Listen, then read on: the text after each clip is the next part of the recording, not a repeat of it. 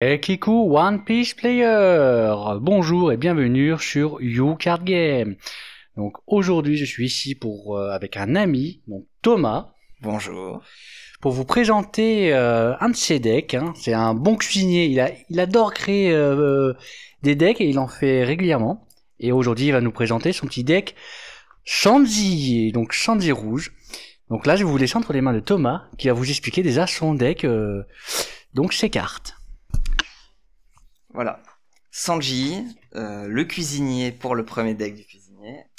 Donc, dans ma cuisine aujourd'hui, on a un deck qui est très aggro, qui va avoir comme objectif principal de tuer vite, sans vraiment, mais qui va être plutôt burn, dans le sens où les cartes, si elles meurent, c'est pas très grave.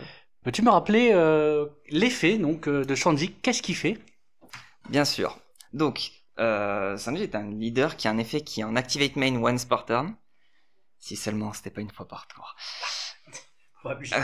Et qui dit globalement que on peut donner à l'un de nos persos qui coûte 8 ou moins et qui n'ont pas d'effet on-play rush. Donc globalement, on joue des persos qui ne font rien quand ils arrivent et on attaque avec tout de suite. Et c'est là que c'est très fort et c'est pour ça que c'est burn entre guillemets parce que contre des decks qui vont essayer de tuer tes créatures avant qu'elles attaquent, c'est trop tard, elles ont déjà attaqué. Je vais vous sortir la decklist que je joue actuellement.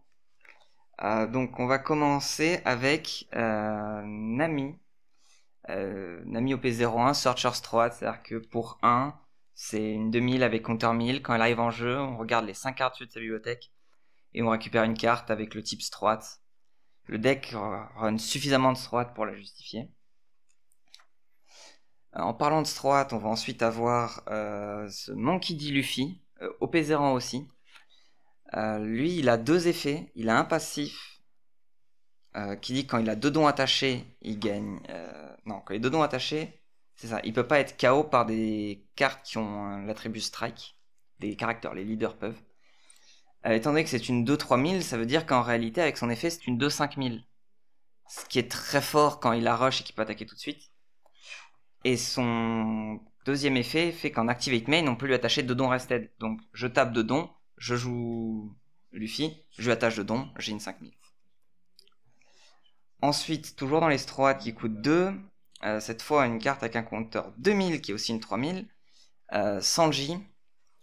Alors Sanji, il est connu justement parce qu'il a ce compteur 2000 qui est souvent joué. Lui, son Activate Main te met un PV, ton top PV dans ta main, et lui attache deux dons et lui donne plus de 1000. Donc pour 2, au prix d'un PV, c'est une 7000. Avec Rush dans ce deck. C'est une grosse frappe quoi. La frappe du quartier. Ensuite, on va voir. Je vais jouer deux Shuraya.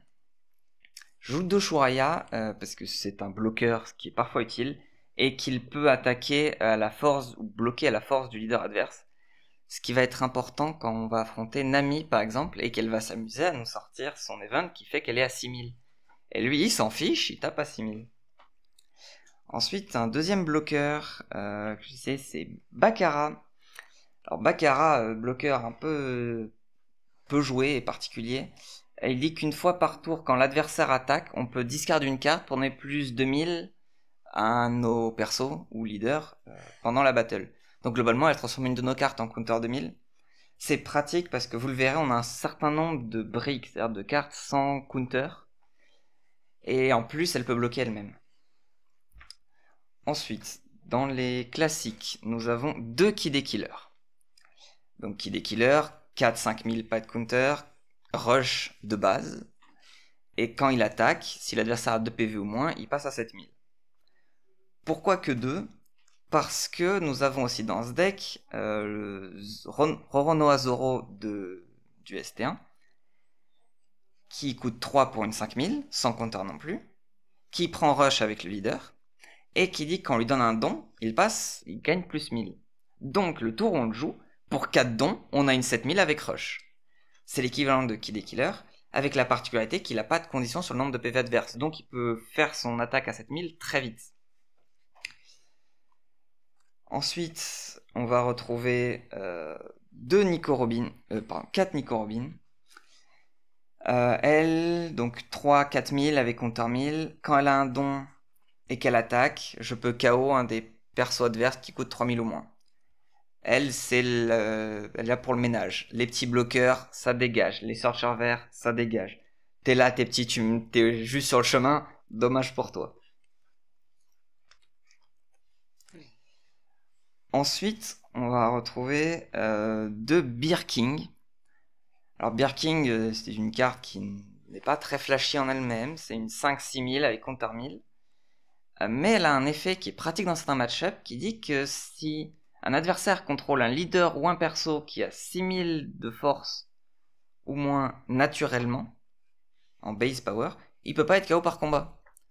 Donc quand les gens, en fin de game, quand ils ont posé un truc à 9000, ils peuvent pas lui taper dessus. Enfin, ils peuvent, ils essayent souvent quand ils lisent pas la carte. Oui, donc en fait, ça va obliger l'adversaire à vouloir le gérer par effet, quoi.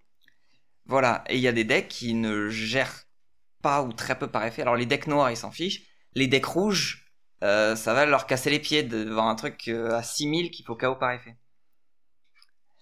Ensuite, on va voir l'une des cartes les plus intéressantes à jouer dans le deck, de mon point de vue.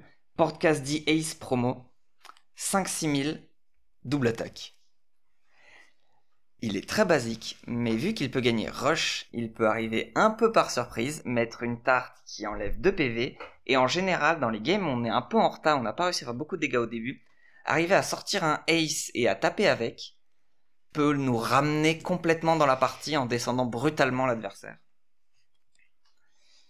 Ensuite, on a un compteur de 1000 qui a Yamato, 5-5000 compteur de 1000, qui peut une fois par tour, en Activate Main, attacher un don rested à un de nos persos ou leaders. L'effet d'Activate Main est sympa, mais il est surtout là pour le compteur de 1000. Ensuite, on a l'une des cartes que j'avais pas vu au début, mais qui tourne très bien dans le deck, qui est Shaka. C'est le OP05. J'ai oublié quand il était sorti. 5-6000, compteur 1000. Quand il a un don attaché, une fois par tour, on peut Activate Main et donner 2 dons rested d'un de nos persos ou leaders, ce qui est l'effet du prochain Luffy. Ce qui est très fort dans le deck parce qu'il y a plusieurs cartes un peu partout qui ont besoin d'avoir des dons attachés pour faire leurs effets. Et donc lui arrive et soit tout seul, c'est une 6-9000 rush, soit il donne des effets aux autres et toute l'équipe devient plus brutale. Ensuite, on a une carte qui tourne très très bien dans ce deck qui est Wapol. Wapol, il arrive, il retire à peu près n'importe quoi du board. Donc 6-6000, compteur 1000. Quand il a un don et qu'il attaque, il donne moins 2000 à un perso adverse et il gagne plus 2000 lui-même jusqu'à la fin du prochain tour de l'adversaire. Donc, il attaque à 9000 sur quelque chose à qui il donne moins 2000 et il est à 8000 le tour adverse. Et enfin, l'un des cartes que les decks jaunes détestent absolument, Monkey D. Luffy, OP04 à la basta, 8-9000, Banish. Donc quand il fait un dégât à un joueur, le PV part directement au cimetière, sans passer par la main. C'est globalement le finisher pour taper du deck. Ensuite, pour taper le jaune surtout. Nous avons Monkey D. Luffy, encore un promo, compteur 2000, c'est une 3000, quand il a 2 dons attachés, il gagne, pendant mon tour, il gagne plus de 1000. Donc pour 5, avec les 2 dons, c'est une 7000. Et enfin, on a les 3 cartes qui servent de finisher pour ouvrir les mecs planqués derrière le bloqueur. 2 Diable Jumbo, donc pour 1 en main, on donne à un de nos Stroat, leader ou perso, ça tombe bien, Sanji est un Stroat, un bloquable jusqu'à la fin du tour. Donc on peut passer à travers les murs de bloqueurs. Et le roi des pirates pour finir, parce que c'est toujours sympa d'avoir un petit Roger qui traîne. Il a rush, c'est une 13000, et si moi ou l'adversaire est à 0, quand un bloqueur est actif, quand l'adversaire active un bloqueur, il meurt. Donc oui, c'est très intéressant et on comprend bien donc le fait que c'est un deck burn parce que comme tu as dit, bah les effets, enfin dès que le perso est là, il a fait son effet, il a fait sa tape, il a fait sa frappe. Et en plus, apparemment, on voit bien que ça rentabilise pas mal de petites cartes qui de base ne sont pas jouées. Et là, bah, elles prennent tout leur potentiel dans ce deck-là. Mais là, j'ai une question. Clairement, donc on va voir comment le jouer. Le deck, Sanji. Mais comment il se joue et surtout, il préfère quoi? Il préfère commencer ou il préfère être go second? Alors, le deck, de manière générale, c'est un deck aggro, il peut jouer les deux. C'est-à-dire que s'il commence, il va avoir la première attaque, ce qui est toujours sympa dans un deck aggro. Et il va... Alors, je vais juste finir la mana curve, vous montrer ce qu'on joue potentiellement en T1. En T2, sur le play, on peut faire quelque chose comme une attaque à 6000 et une attaque à 7000, tour 2. C'est très violent, il y a des decks qui ne s'en remettent pas. Mais le deck a aussi d'autres lignes de play très intéressantes sur le go second. Et il est presque plus violent en go second qu'en go first. Et ça, c'est... je vais vous montrer pourquoi très vite. Donc là, je suis en train de sortir toutes les cartes par leur mana value. Non pas celle qui est écrite sur la carte, mais celle dans laquelle on va les jouer dans le deck. Donc globalement, la réelle mana curve du deck. Oui, en effet, on a vu qu'il y a beaucoup des cartes qui demandent justement de les récupérer un don. Et de ce qu'on a vu aussi, c'est que justement, il y a rajouté des cartes qui permet de rajouter un don par leur effet au cas où. Voilà. Donc, la mana curve, elle est positionnée comme ça, avec ces cartes-là qui sont un peu en dehors, pour la simple et bonne raison que cela, c'est juste le finisher quand ça est à 0, donc on s'en fiche du mana, ils sont là que pour ça. Et ce Luffy-là, techniquement, rentrerait dans la catégorie des 5 costs, mais que du fait que ce soit un compteur de 1000 et qu'il soit très faible en contre-attaque, c'est globalement la carte que je ne joue en tant que créature que si j'en ai vraiment besoin. Donc voilà. Le Go First. Idéalement, si je suis en Go First, je veux avoir un de ces 8 cartes dans ma main de départ, qui me permet de faire 2 attaques sur le tour 2 qui sont violentes. L'Anami potentiellement au premier tour qui peut trouver l'un d'eux. Et ensuite, le tour 2, soit Luffy qui tape à 5000 ou 6000, en fonction de ce que Sanji tape à 5 ou 6000. Et l'autre Sanji qui lui tape à 7000 avec le leader qui du coup attaquerait à 5000. Donc ça donnerait quelque chose comme j'attache un don à mon leader, je tape à 6000, ensuite je tape avec la créature. Dans le cas où je suis en go second, c'est là que ça devient encore plus intéressant. Quand je suis en go second, je veux l'un de mes 2 costs et l'un de mes 4 costs, sauf les Kid et Killer. Ce qui me laisse du coup Robin ou Zoro. La raison pour ça, elle est très simple. Tour 1, j'ai 2 dons, je joue l'un d'eux. Je ne fais rien de plus, juste je l'ai joué. Tour 2, je ne tape, j'ai 4 dons. J'ai mon leader et lui. Je vais donc jouer l'un de ces personnages-là, donc Zoro ou Robin, qui ont tous les deux la nécessité d'avoir un don attaché pour leur effet. Si j'ai des petits bloqueurs en face, qu'on va poser un bloqueur ou un Searcher vert, je vais préférer jouer Robin. Sinon, je préfère jouer Zoro parce qu'il tape plus fort. Donc je vais le jouer, lui équiper un don, et lui donner rush, et je vais taper avec. Une fois que j'ai fait ça, je vais activer l'effet soit de Luffy, soit de Sanji, pour lui donner les dons rested, je vais attaquer avec lui aussi. Et après ça, pour finir, j'ai une attaque leader. Donc, supposons que j'ai joué Sanji et que là je joue Zoro parce qu'il n'y a pas eu de bloqueur. Mon tour 2, je fais une attaque à 7000, 2 attaques à 7000 et une attaque à 5000. J'ai fait 3 attaques, ce qui généralement fait perdre au minimum 1 PV, des fois 2, et fait trash des cartes de la main. C'est un enchaînement de tour 2 qui est très violent. Et qui en plus permet d'aller sur le tour 3 à 6, où on peut sortir Shaka, qui de par son effet peut donner les dons à celui d'eux qui a survécu, pour qu'il refasse son effet aussi, en attaquant fort. Genre que généralement, ne vous attendez pas à ce que Sanji ou Luffy survivent après avoir attaqué. Ils sont à 3000 pendant le tour adverse, ils viennent de mettre une tarte que l'adversaire n'a pas appréciée, il va mourir. Ne vous y attachez pas. Eux, c'est vraiment des attaques one-shot. Donc la mana curve est posée comme ceci, puisque effectivement, Nami coûte 1 à jouer, eux coûtent 2. Les bloqueurs sont les seuls sur la ligne du 3 réel.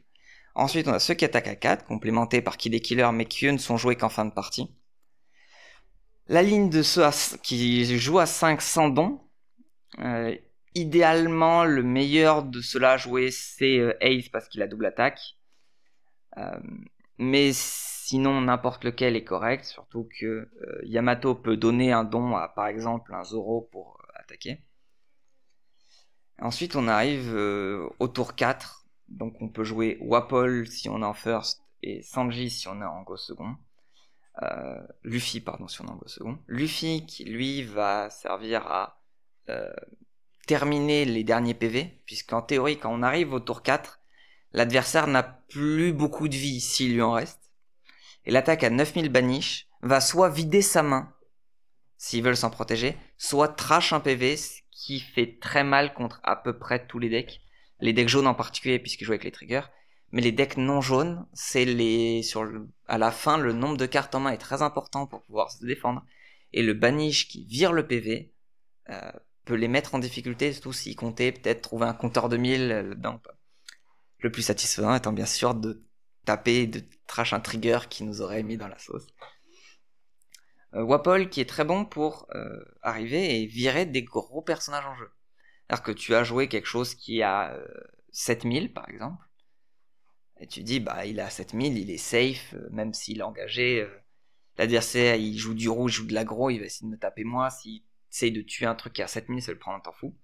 Wapol va arriver, va dire à 7000, t'es une 5000, moi je suis une 9000, je t'arrache, il faut que t'aies 5000 de counter pour survivre. La cible meurt quasiment systématiquement. Et si elle meurt pas, l'adversaire attrache 3 cartes de sa main et c'est une immense victoire pour nous en tant que joueur d'armes. Voilà. Ensuite, pourquoi certaines cartes? Pourquoi les Kid et Killer alors que j'ai les Zoro? Ou pourquoi les Zoro alors que j'ai les Kid et Killer? Les Zoro parce que le leader, vu qu'il leur donne rush, fait techniquement un meilleur Kid et Killer le tour où on les joue, puisqu'ils sont à 6000 pendant le tour adverse, dû de son effet. Et donc ça les rend plus dur à tuer. L'adversaire n'aime pas. Pourquoi les deux? Parce que la force de Kid et Killer d'une certaine façon en late game, c'est de pouvoir dire j'ai 8 dons, je joue Kid et Killer, je joue un deuxième Kid et Killer. Le problème avec ces Zoro là, c'est qu'on peut pas faire ça puisqu'on donne rush qu'à un seul. Donc les Kid et Killer sont là pour remplir ce deuxième rush du tour après le Zoro, qui est toujours aussi fort et qui peut terminer les games.